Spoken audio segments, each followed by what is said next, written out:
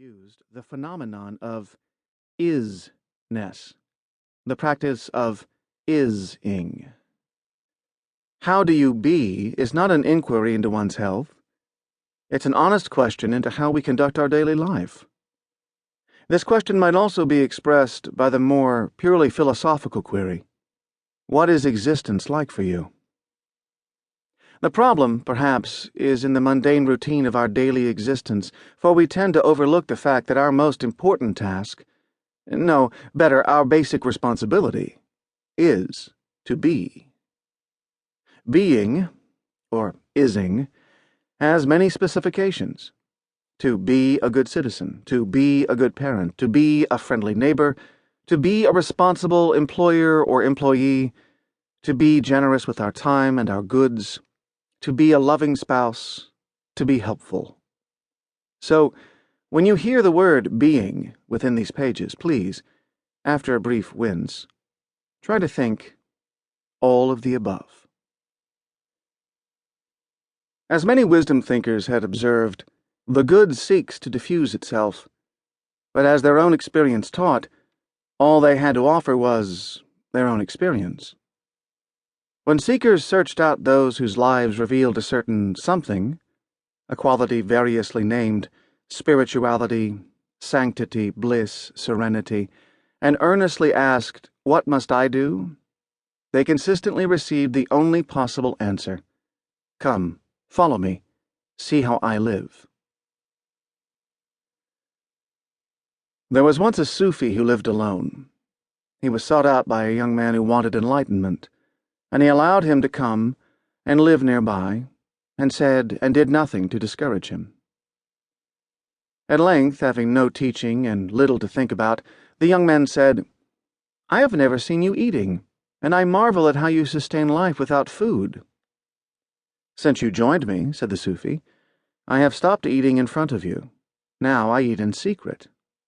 The young man, even more intrigued, said, "But why should you do that? And if you wanted to deceive me, why do you now confess?" "I stopped eating," said the sage, "so that you might marvel at me, in the hope that you would one day stop marveling at irrelevancies and become a real student." The young man asked, "But could you not have simply told me not to marvel at superficialities?" "Everyone in the world," said the Sufi, "and that includes you, has already been told precisely that, at least 100 times. Do you imagine that one more handful of words on this subject would have had any effect on you?" For what the spiritual masters, and we hope this book, offer is a retail spirituality. In this area, as in just about every other, there is always the whispering voice of someone who knows shortcuts or can get it for you wholesale. And as just about everyone who has ever fallen for such a scam knows, you get what you work for, what you pay for in whatever currency. And there is no such reality as discount spirituality. Stories invite thought, and may indeed impose effort, even as they convey experience. Nothing trumps experience. It is not the aim of this book to teach, persuade, or convince. Rather, we hope to present, to those who are ready, realities that their experience might approach. And so, in Experiencing Spirituality, we continue to follow what we began in The Spirituality of Imperfection, telling stories of the spiritually adept, the stories that they told those who sought to follow them, the stories that were their lives, the stories that may help us answer the most meaningful question of all: how do we be?